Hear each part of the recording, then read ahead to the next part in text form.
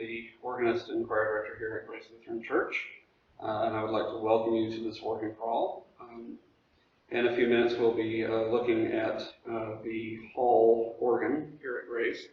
But first, just to give you a little bit of historical overview about the instrument and about the church. Grace Lutheran Church is the mother church of Grand Canyon City. It was founded in 1914. Current building dates from 1927. And the organ, or at least the first part of it, was installed in 1929 by the Hall Organ Company of West Haven, Connecticut. And it's been added on to since then. Harry Hall, who founded the Hall Organ Company, was a native of Sussex, England. After immigrating to the United States, he went to work with the famous firm of Hook and Hastings in Boston, Massachusetts. And then in 1898, he founded his own organ company, which built about 500 or so organs up until the early 1940s. The instrument here at Grace was built in 1929. It originally was 2 manuals, 6 ranks, and had what you would sort of typically think of as an early American sound with beautiful strings and nice full principal sound and a flute rank, but didn't really have much of an ability to carry congregational singing because of the small size. In 1972, Marvin Anderson, who was been the organist here at Grace, was actually a member of the congregation here and also a sort of amateur organ builder himself, added on to the instrument. And then in 2004, when some major repair work became necessary because of the organ's age, Graham Davis of Tucson, Arizona, was employed to come and enlarge the instrument, as well as do some restoration work. And so that gives us the instrument that we see today. So, first of all, let's go on a tour of the instrument itself.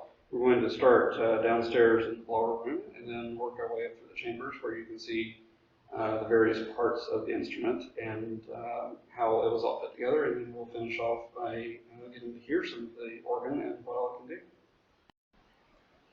So here we are in the lower room at Grace. So this is actually in the basement of the church. The organ pipes are literally directly overhead. This blower is an original Spencer blower made by the Spencer Company in Hartford, Connecticut. And when it's turned on, it basically acts like a big fan and blows air up through this pipe and up into the organ chambers. As you can probably tell, this room has not really had anything done to it since 1929, so this is actually a real piece of history right here.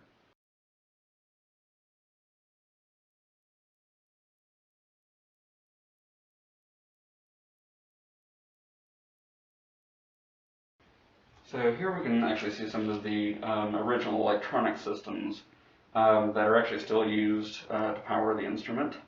Some work has had to be done over the years, of course, to upgrade things as safety requires. But this is the original switch for the organ, and with the breaker that actually turns it on and off. And there's a conduit that goes from here and then up across the ceiling over into the blower room and operates the blower. And then there's a separate system that also operates the console and the electronics inside the instrument. So again, real piece of history right here, and gives you kind of a feel for how these instruments would have been installed back when electricity first became a standard part of organ building. All right, here we are inside the organ chamber, and as you can probably tell, it's a pretty tight fit. This organ actually has no digital or electronic augmentation. It's all pipe work. So everything that you hear is contained either in this room or on the extension just out in front. And this room is entirely closed in a swell box. The wind chest that you can see here is the original hall organ. So this is where the 6 ranks of the original instrument are located. And you can see here in the back the oboe, the stop diapason, or as we often refer to it as the gedect, And then in the front you have the string celeste, dulciana, and principal unit. Here you can see some pipes that are tubed off, so that way they can actually fit all the way up. So these wind chests are pretty standard electro-pneumatic chests, which means that you have an electrical signal coming from the console that activates an initial trigger that then uses the air pressure of the organ to actually activate a second valve under the pipe. That's the electro-pneumatic part. And then that second valve actually plays the pipe. So on the wind chest that's literally right above my head here, which is an extension off of this one, I can show you what happens if I push on one of those little triggers underneath.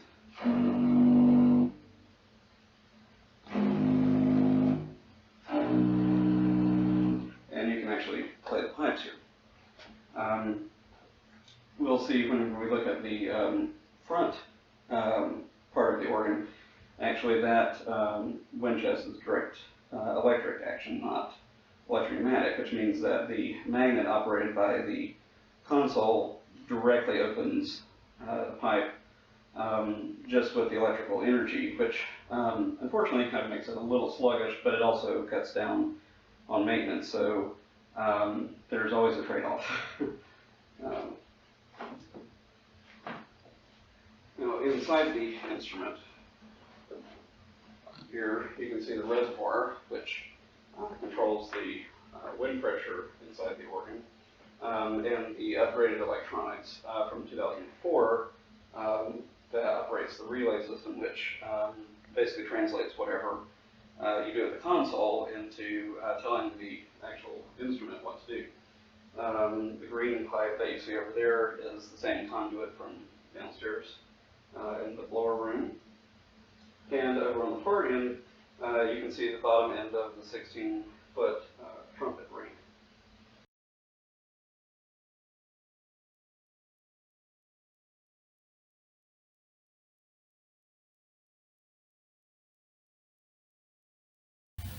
So here we are on the walkboard behind the hall organ wind chest, which is right here. And here is the oboe rank, and you'll notice that it's made out of two different types of metal. The bottom is zinc, which was actually pretty common in early 20th century American organ building, generally used to save cost, but the top part of the resonators are tin, which gives it a little bit of a brighter, more what we think of as an oboe-like character. And these are made in pretty English style with simple flared resonators. Beside me here are what's the bottom end of the stop flute unit. This organ has a lot of unification, which means you have one rank playing at multiple different pitch levels, so you can use it in many different ways. This rank of pipes actually has a further extension in the sense that it basically acts as two ranks. Each one of these pipes has two valves underneath it. One valve opens up a hole that's slightly smaller than the other one, and thus makes the pipe sound softer. In the bass range, you can sort of get away with it because the tuning doesn't need to be as precise there, and of course it does cause a slight difference in the tuning. But as a result, you have a Lieblich Bourdon stop that plays very softly, and a full Bourdon 16, which is enough to actually undergird the instrument, and they're done from the same rank. Pipes. Above me is the wind chest that was added in 1972 by Marvin Anderson. This wind chest has a doublet 2-foot, a trumpet rank, and a mixture, which certainly would have added more strength to the organ sound, helped it accompany the congregation a bit better, and also enabled it to better handle neoclassical repertoire that was becoming a lot more popular with organists in the 1960s and 70s. a move away from the more symphonic sounds desired in the early 20th century. In addition, there is also a rank of chimes that we'll get to hear a bit later. So here we are at the newest part of the instrument, which was added by Graham Davis in 2004. Part that you see here is actually a direct electric wind chest. I believe actually originally Muller wind chest that was retrofitted into this organ in order to give it a bit more of a capacity to lead congregational singing and also to play Baroque music. There are independent principal ranks and a mixture rank on this chest, as well as a roar flute unit playable at both a pitch. The flute, you can see, are these big fat pipes just in kind of the facade that have what looks like red rings around them because they're capped. And those red rings are the felt that keeps the cap tight. Each of those caps, being a roar flute, actually has a hole in the top of it, so you get more of the sound of an open flute, but it's shorter and fits into a smaller space more easily. And this particular roar flute, I think, is a beautiful sound. The facade pipes were actually ordered especially for this instrument from Working Supply Industries and voiced by Graham.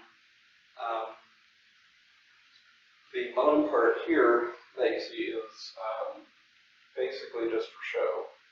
There's nothing in it at all.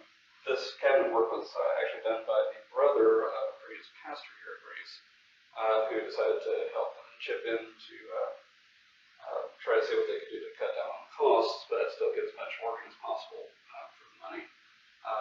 And certainly members of Grace have been very generous in lending their support behind this instrument and music work in any way they can.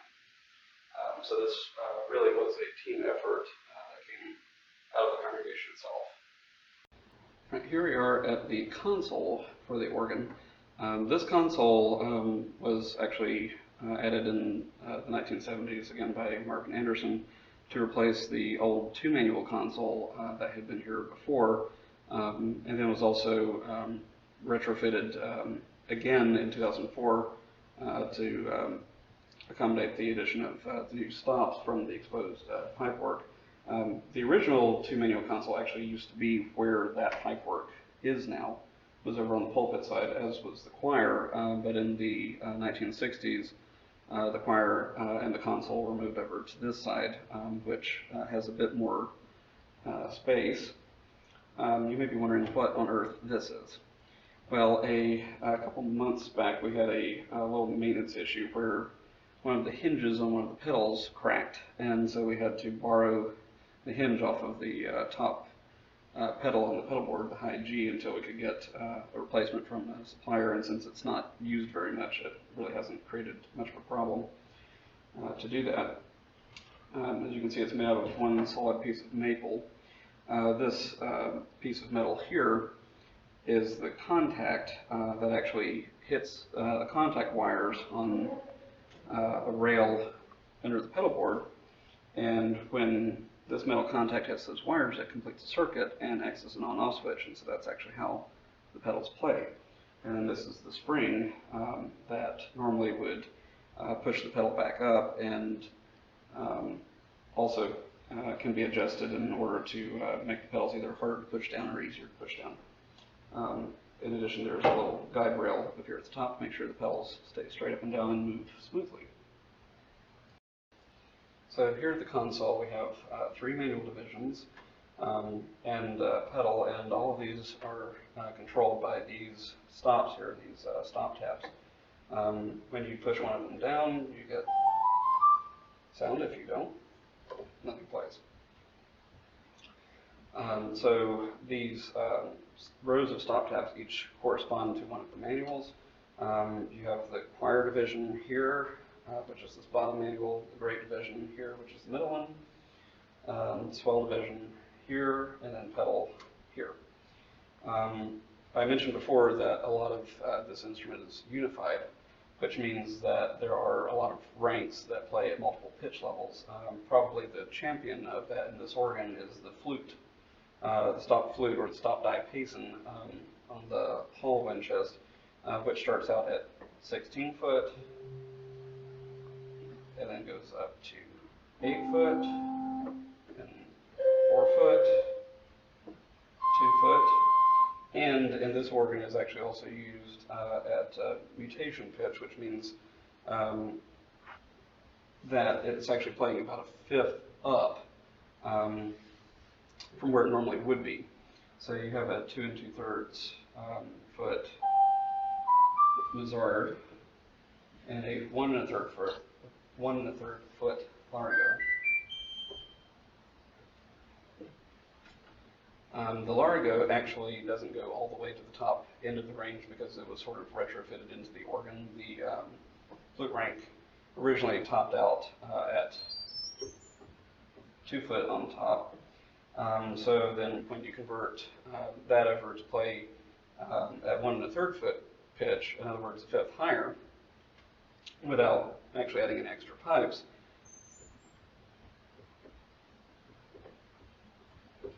I don't know if you'll be able to hear that on the video, but the sound actually stops at F because there just aren't any more pipes to play up there. Although the way that you would use the stop generally wouldn't create a problem for that because you really would almost never use that into the range anyway.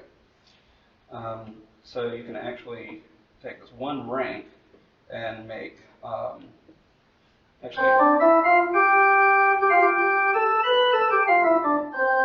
a nice solo sound with it, and again, just using one rank of pipes. Right, another rank of pipes on the original Hall wind chest is the principal unit, which is playable at 8 foot pitch and 4 foot pitch. Same set of pipes. And you can hear it has a very nice, round, warm quality that you normally do find in both English Romantic and early American instruments. In addition to that, we have a string stop.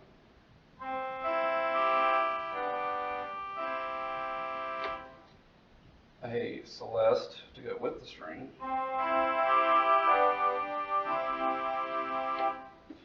And we have a really very, very soft stop called the Dulciana, which is a very, very gently voiced string stop.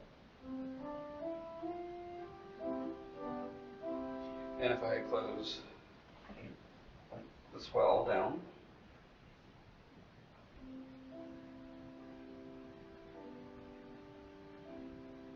you can barely hear it. And this stop therefore allows you to have a really wide dynamic range on this organ, from just barely audible to actually quite powerful. Finally, on the Hall wind chest, we have the oboe.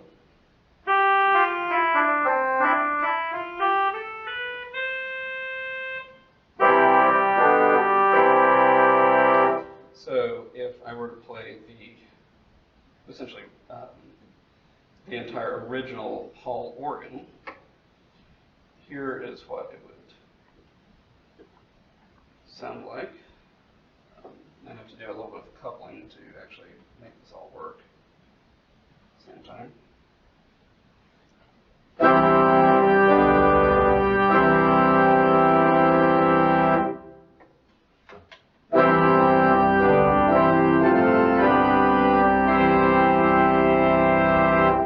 So you can see it's a nice full sound, but there's not a huge amount of clarity, and it doesn't actually take over and lead very well in the room. So while it might be nice for the repertoire it was designed to play, and indeed does that brilliantly, it doesn't really fill up the room very well on its own. However, it does do some softer, more orchestral type repertoire very well. So now I'm going to play a little bit for you of Paul Montz's arrangement of Let Us Ever Walk with Jesus. and I'll tell you the exact registrations I'm actually using here, which interestingly are exactly the same registrations he calls for, and you can do that on this organ. So we have an 8-foot oboe. He calls for a crumhorn, but oboe is the closest what we have here. 8-foot, 4-foot, and 1 1/3 flutes. String celeste with a 4-foot stop flute, and soft 8 and 16-foot in the pedal.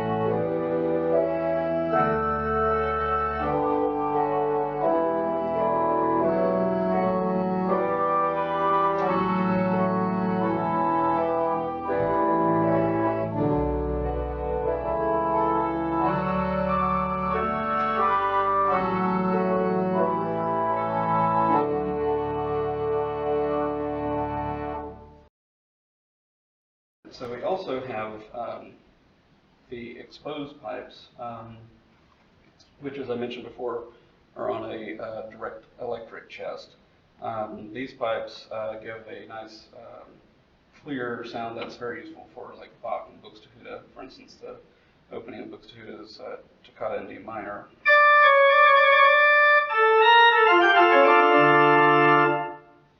Very nice, bright, clear sound. But as I mentioned, they're on a direct electric chest, which means that when timed together with the other wind chests, the direct electric action can be a little slow. So sometimes it's actually, I find it helpful to add a couple ranks of pipes from the other wind chests just to try to get a more conglomerate sound. Now, one interesting thing about this organ is playing something like a trio sonata, where you have 3 independent voices with an organ that has a lot of unification and an organ that also has wind chests that play at very slightly different times. However, because of the voicing and the layout of the stops on this instrument, it actually works quite beautifully. And the wonderful voicing from the original Hall organ strings and stop diapason actually does a really nice job when paired with the roar flute that was added later on the exposed division of the instrument in this part of Bach's Trio Sonata in C minor, the middle largo movement.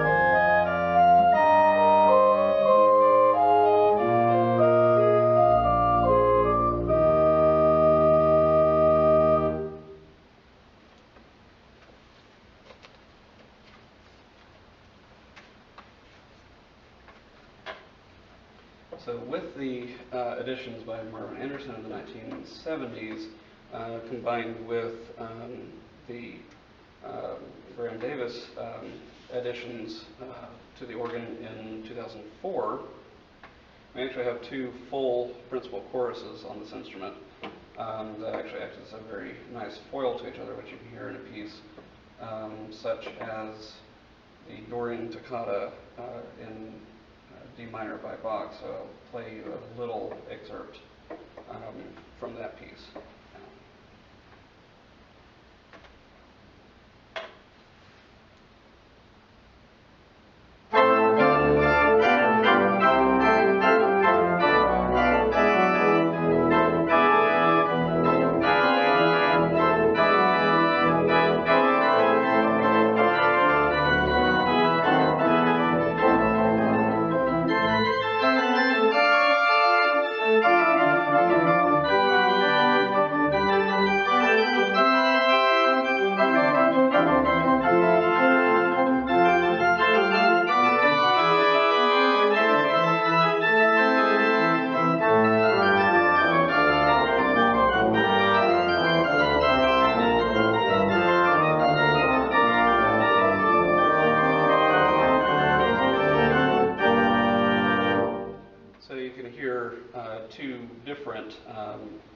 sounding principal choruses that are actually fairly well balanced and provide two different colors, but at the same time one doesn't necessarily take over the other one, which is a problem you often run into with this piece on various instruments.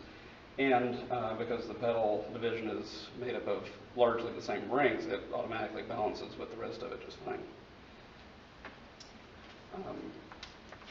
One final thing that this organ does really well is French Romantic repertoire. Now, we don't actually have French-style reeds on this instrument, but the reeds that we do have are fairly powerful and colorful. When Graham rebuilt the instrument, he had the foresight to make both the grate and choir divisions essentially switchable, meaning that because most of the same stops are on the grate and the choir divisions, you can choose which one you want to be the grate or the choir at any given point, which is actually really useful for French Romantic repertoire, where the grate would have been on the bottom in many cases. So on this instrument, you can actually set up something where you have the grate on the bottom, sort of positive in the middle, and swell on top, just like a cave Cole organ. So now I'm going to play a little bit of Vierne for you to show you the flexibility of this instrument in sort of the French Romantic style.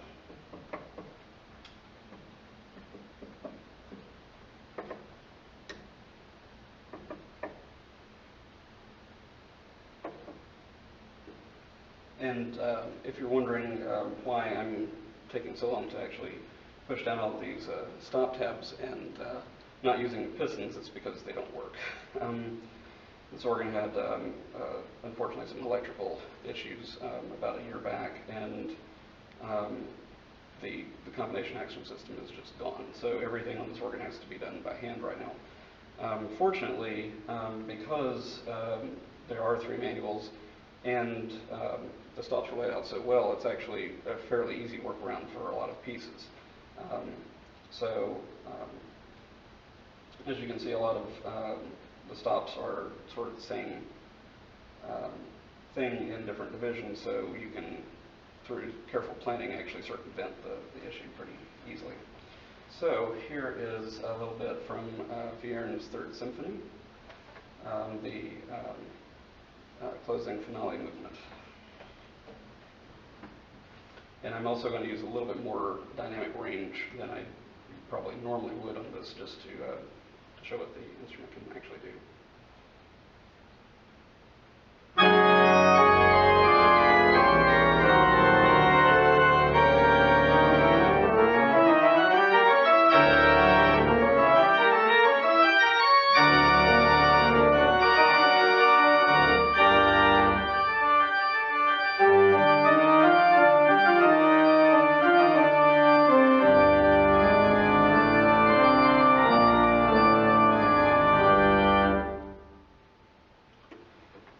And so you can tell with most of the instrument actually being in the swell box, that actually gives you a very easy way to make the organ dramatically louder and softer very quickly.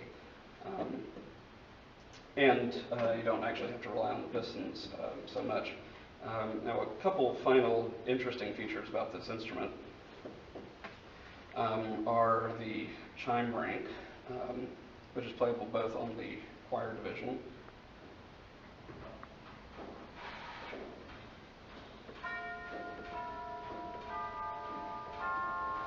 and, as you can tell, needs some repair work done to it. The chimes are actually enclosed in the swell box, so it actually makes them very versatile, and you can use them very easily with improvisations. They also operate in pedals.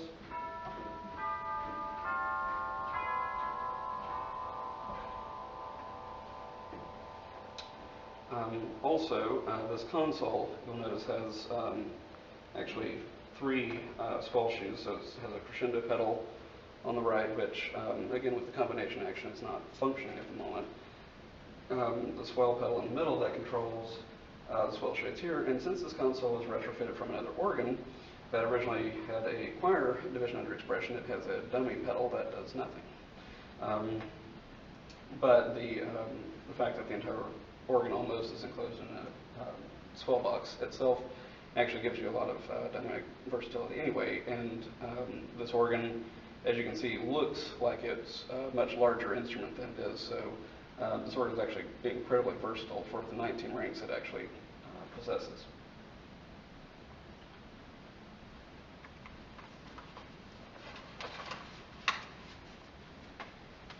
One final trick that this organ has up its sleeve is the resultants.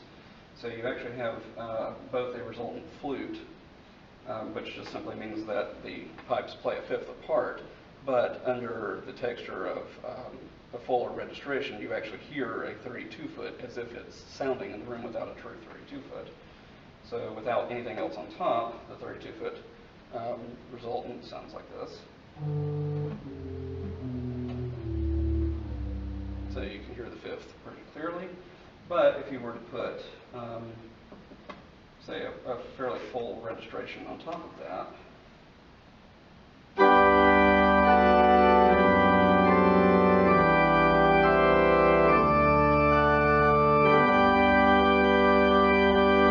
effect you get in the room is as if you actually had a 32-foot on. The 32-foot reed resultant does the same thing, but with the trumpet stop.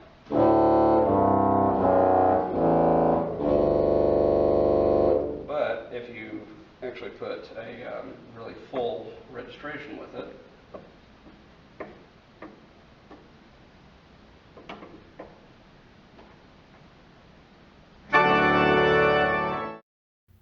so when the console was retrofitted to this instrument by Marvin Anderson, of course, some of the original traits of the console were left necessarily unchanged. One of them being that there is a choir pedal here that actually does nothing. It's not hooked into anything, but it came from the original organ to which this console belonged. The middle pedal is the swell pedal that controls the enclosed pipes in this organ, and the pedal on the right is the crescendo pedal that, if the combination action were working right now, would enable you to go from nothing to full organ just simply by using this pedal. We also have plenty of toe studs here, which enable you to change pistons with your feet, and kickers up here that actually control the couplers. So this is the swell to grate, swell to pedal, and grate to pedal. And then there's also a 2D toe stud here, which activates, or would normally activate, the full organ.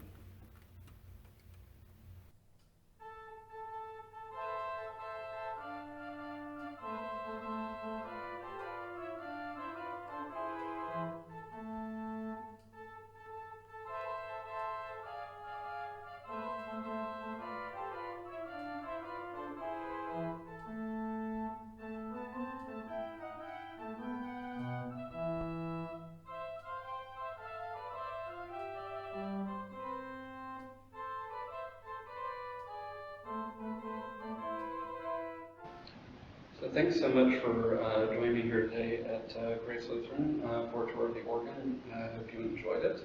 Hope you enjoyed learning about a little bit of the history of the instrument, as well as getting to hear some of the stops on the organ. We look forward to a day, of course, when the current pandemic is over with, so that we can return to worshiping in person. And if you would love to come by at some point, we would love to have you here. To come and hear the instrument, to come and experience worship with us, or to come to one of the events that we host throughout the year, or our annual Advent Organ Recital Series, during which local organists showcase the instrument in a series of lunchtime recitals. So now, in closing, I'd like to share with you a piece that we recorded around Christmas time. That's Fantasia on Harp, Herald Angels Sing by the renowned composer and Luke Deemer. The piece actually shows off, I think, a very broad amount of color in the instrument, and shows what this organ really sounds like on a full festival occasion. So thank you again for joining us, and best wishes to you and your families, and take care.